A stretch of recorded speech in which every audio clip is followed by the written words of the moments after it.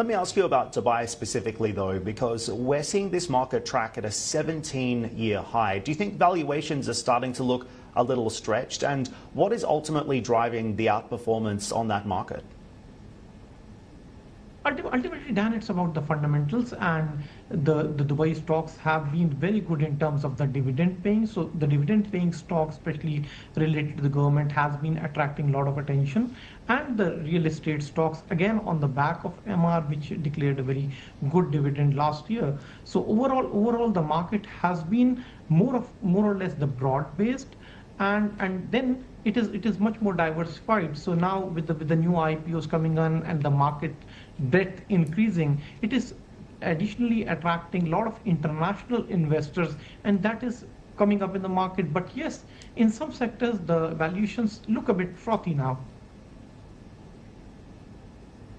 Valuations looking a little frothy. So how would you advise regional and foreign investors who are exposed to these markets? And also, I think it's fair to say we are seeing renewed interest in UAE stocks, particularly in the last year, which is why we've seen this leg higher for not just Dubai, but also Abu Dhabi, and of course the Saudi market receiving significant tailwind off the back of this. But Faisal, what would you advise international investors if they're looking to gain exposure to these regional markets? One thing I would definitely tell international investors is that the GCC markets is not at all only about Aramco and MR. There are a lot of good companies with the good financials and a stable cash flow that are available in the market. Some of them kind of undervalued. So there is a lot of activity that can be done both in Abu Dhabi as well as Dubai, and the market has become, as I said, much more diversified. So for the dividend value investors as well as for the growth investors, whether you want to get an exposure into AI or into the interest rate sensitive sectors, there is a lot more that the UAE markets offer.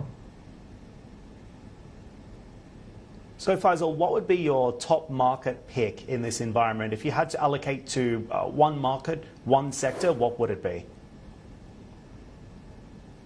I think it's right now it's sort of difficult to tell, but yes, we are still bullish on the UAE markets and the selected sectors. Especially, I would still like to go on as of now among the good dividend plays that are available in Abu Dhabi and Dubai stock markets, and there are many.